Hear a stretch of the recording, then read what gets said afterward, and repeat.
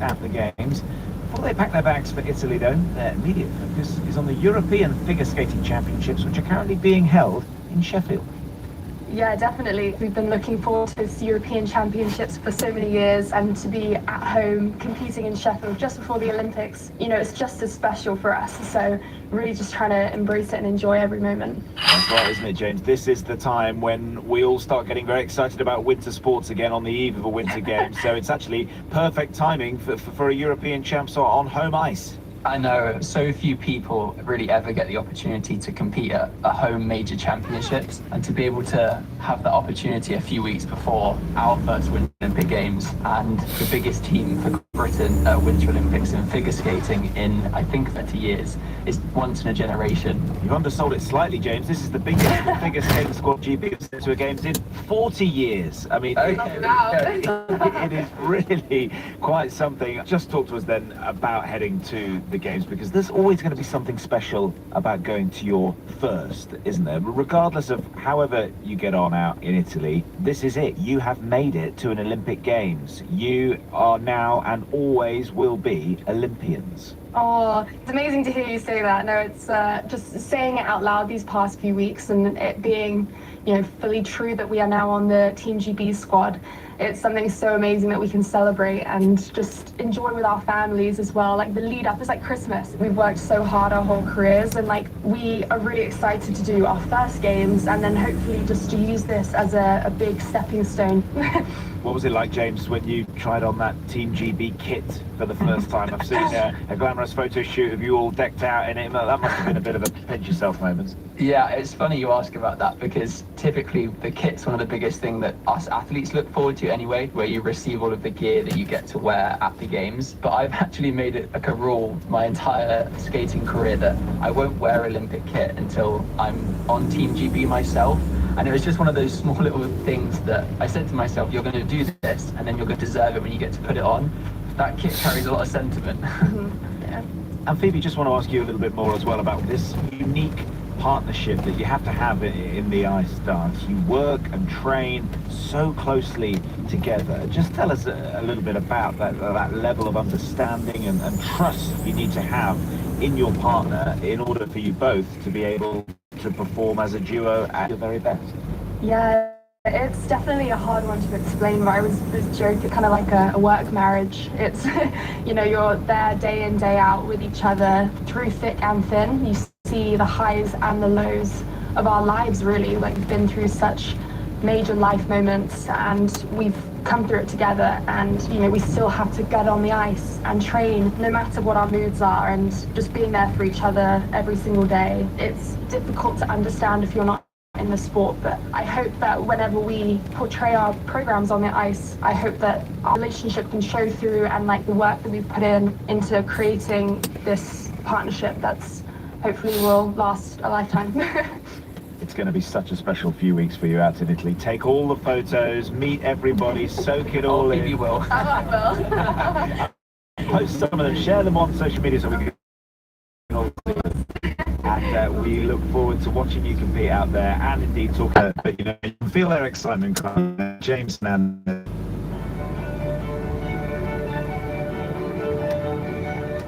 My castaway this week is the writer and TV showrunner Jesse Armstrong. When a writer's room is working well, it's like you're walking on the moon. You're suddenly released from the thing that could take you a week to figure out at your desk on your own. You're bounding around and picking up rocks, and everything's veined with gold, and it's like you can have these golden moments of the ideas are coming from everyone, and you're all on the same wavelength, and it can feel quite magical.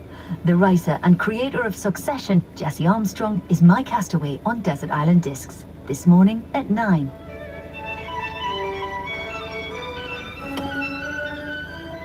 To the weather. It's an east-west today, breezy with showers in the west, drier and brighter in the east.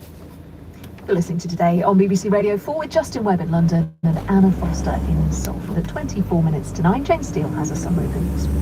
The former Conservative Cabinet Minister Lord Gove has told us that Kemi Badenoch's decision to sack Robert Jenrick yesterday showed she's in a strong position as the party's leader.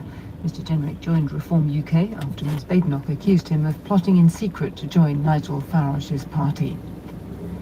Venezuela's opposition leader, Maria Corina Machado, has given her Nobel Peace Prize medal to President Trump in recognition of what she called his unique commitment to her country's freedom.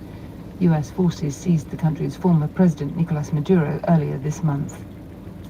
South Korea's former president, Yoon Suk-yeol, has been found guilty of charges related to his failed attempt to impose martial law just over a year ago. He was sentenced to 5 years in prison for abuse of power and obstruction of justice. The Canadian Prime Minister Mark Carney has met the Chinese leader Xi Jinping during a visit to Beijing intended to repair years of strained relations. Both governments have hailed the trip as a turning point in their relationship as they seek to agree a trade deal.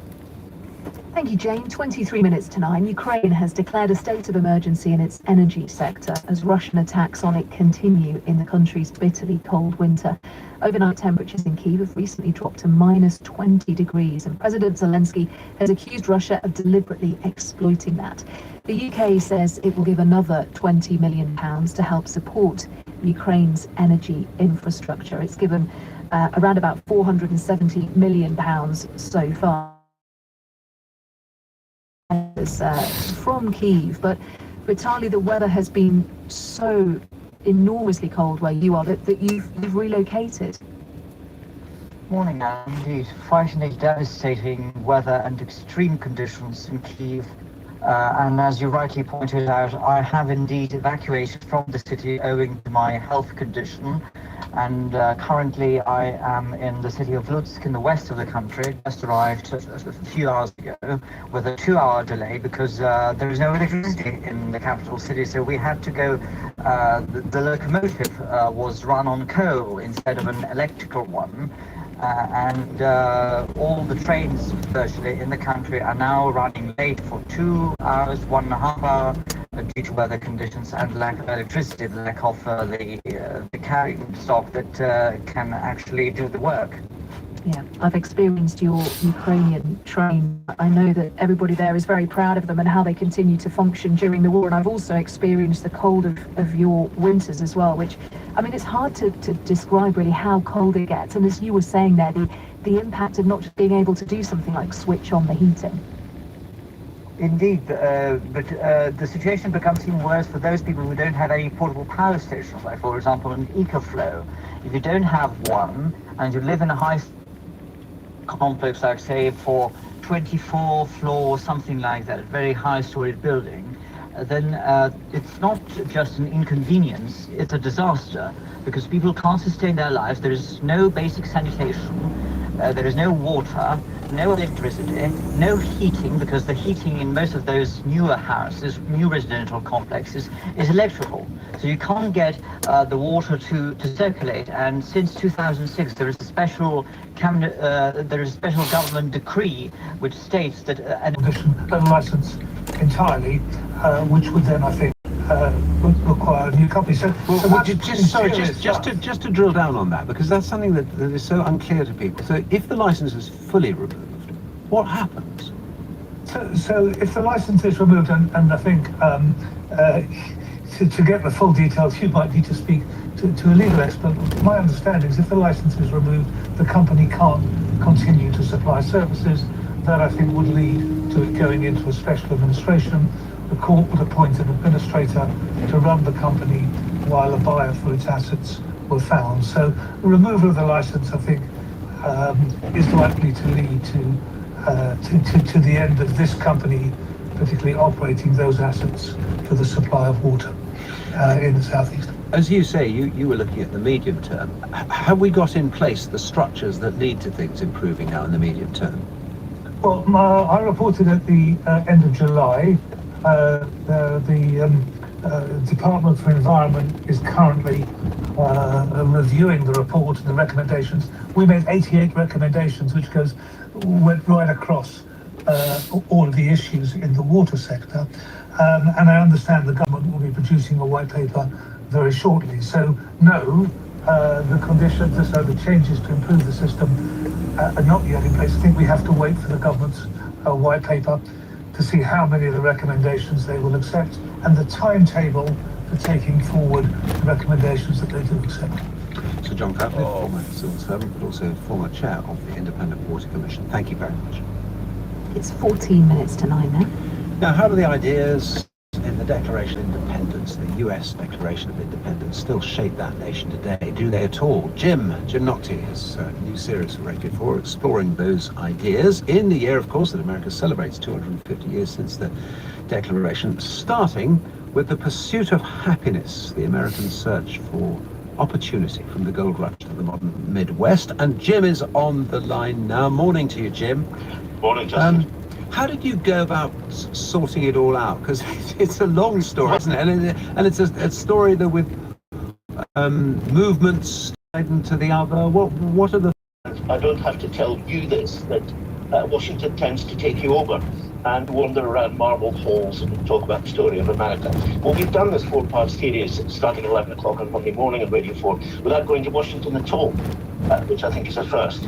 But it's a necessary first because it's about the country and all various things that come together over the years and the way those ideas of the founding document have produced the strength of the country, but also all the collisions which are playing out before us today. And I think it's very important to say, Justin, that this isn't a dissection of the Trump presidency. I mean, that's happening day by day on the news, on Today and everywhere else. And that's not the purpose of this. Like, how did they get here? What is it that shaped the country? And of course, the key point about today, as you well know more than most, is division. The country's deeply divided. I mean, one of the things we found as we traveled, 5,000-6,000 miles in total, I think, talking to people across the country, was the question, is it more divided or less divided than it was during the Vietnam era? People can't remember the Civil War, but they remember the Vietnam era, many of them. And many of them think it's more divided than ever. Listen, for example, to none other than Mike Pence, who was President Trump's vice president in his first term from 16 to 20. Here he is on division. Well, our politics is more divided today than any time in my lifetime. But I'm not convinced that the American people are as divided as our politics. I don't live in Washington, D.C. anymore. I live out in the heartland. I often tell people, you get 15 miles out of Washington, D.C., the people in America actually get along pretty well and are respectful of one another and find a way to move forward. We just need government as good as our people again. And that begins with restoring a threshold of civility in public life that I'm going to continue to champion and try and be an example of. Well, I think many people might think it's a very optimistic view to think that civility is coming back because, of course, those who think that President Trump is the embodiment of American ideals, the Constitution and the Declaration of Independence, think he should go at it hammer and tongs as he does, and others think, of course, he's the antithesis of it. And that, as you well know, Justin, is the problem. What we are looking at, really, is the background of all the arguments that have led to this point. And in doing that, have you discovered that there is still an idea of an America, an idea that everyone signs up to, or not? Well, of course, it's the blessing and the curse of the place, as you know, that the country is an idea to an extent that most other places aren't.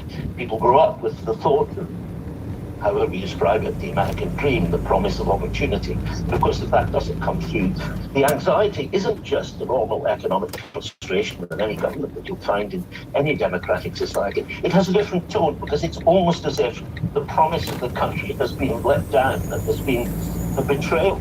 Just a kind of an economic failure of the moment, but it's something that goes back to the very ideals which caused the founders to make the Declaration of Independence from Britain, and then, another 11 years of war after that before the Constitution was finally signed and accepted by the British Parliament and the King. And it's the way that these things have taken a long time to work out, because the span of it, Justin, is so enormous. You look at the Civil War and centrifugal point in the 1860s, and then, of course, 100 years later, before segregation ended in the South. Here's Raphael Warnock, now a senator in Washington, but also a pastor at Martin Luther King's Church in Atlanta. And I talked to him about those days and how he looks back on the fight for segregation and civil rights. Senator Raphael Warnock. I think it's really important to emphasize that these victories were quite improbable. We tend to look back into the rearview mirror of history and I think America tells itself a simple story about itself. That a long time ago, there was something called segregation. Dr. King stood up and he gave a speech about a dream. And everybody saw it his way and segregation went away. Even that civil rights history is more complicated than that. The backlash against the civil rights movement began during the movement. And at the end of his life, Dr. King was one of the most hated men in America.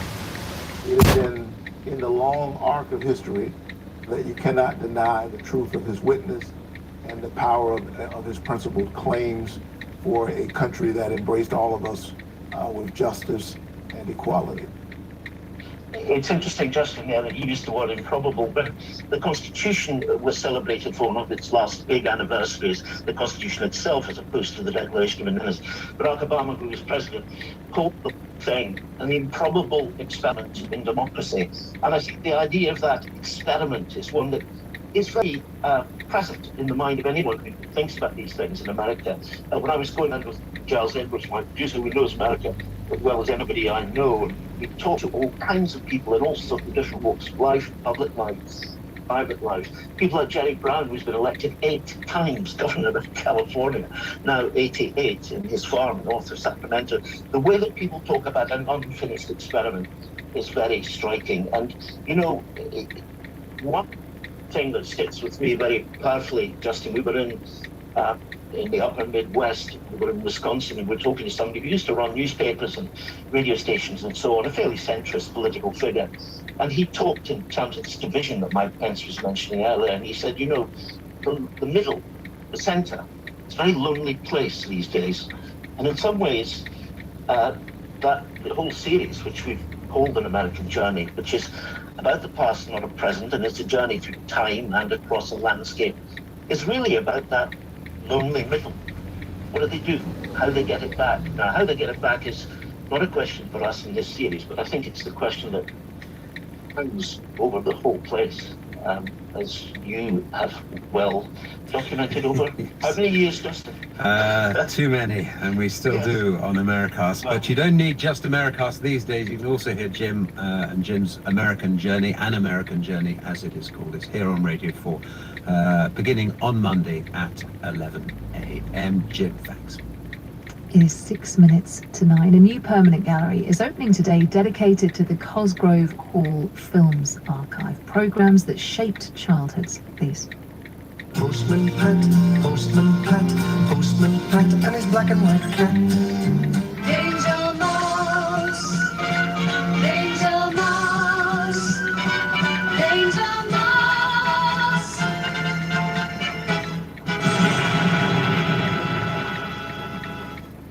The memories, just a flavour there from Cosgrove Hall Films, Postman Pat, Danger Mouse, among many others. It closed 15 years ago now, but those characters live on very vividly in the mind, don't they? Jean Flynn is with us, former head of animation at Cosgrove Hall, and Jackie Edwards, who was head of independent animation at BBC Children's. Morning, both. Hello. Jean, what was it like in those days when all of these iconic programmes were being created and you were right in the middle of it? What was it like to walk through that place? It was absolutely fantastic. I mean, the studio was full of really quite young, creative people. So the actual sort of atmosphere was exciting. It was, we all wanted to learn. I think that was one of the things. We really wanted to do our best and learn as much as we can about animation to get better and better. And when you look at how things can be made now, made by AI without anybody even needing to touch them, when you look at the techniques that you used in those days, it's so different. Well, I suppose so. I mean, things change all the time, don't they? I mean, when I first started, everything was done by hand on the 2D side. We drew everything onto clear film and painted it on the back and shot with a Rostrum camera. And then slowly computers came in, to transfer the images onto the cell instead of hand inking them, then painting them by, in digital means. And, it's just the way things go. And there's always sort of like leaps of creativity every time something new comes in. So, there's roundabouts and swings to it, I think. Yeah. There is. It's always changing and evolving, isn't it? Did you have a favourite, Jean? A favourite cartoon? It's like saying, what's your favourite child? I know. I know. I'm going to ask you anyway, though. I think it's got to be Duckula. Duckula. I thought that was absolutely fantastic. But the one I was most proud of was we had the opportunity to work with the Chuck Jones, who was the animator in Los Angeles, who did Bugs Bunny.